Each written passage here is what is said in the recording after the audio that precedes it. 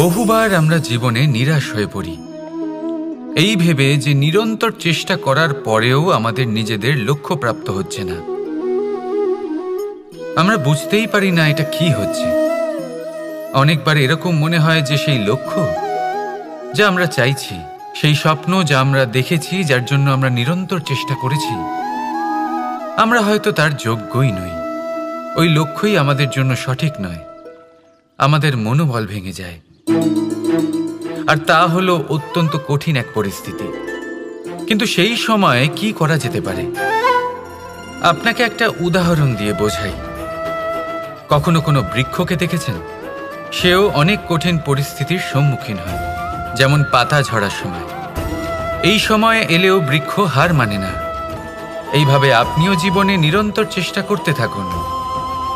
তাও আপনি সাফল্য না পেলে নিজের পথ বদলে ফেলুন, কিন্তু সামনে এগোতে থাকুন, নিরন্তর চেষ্টা করতে থাকুন।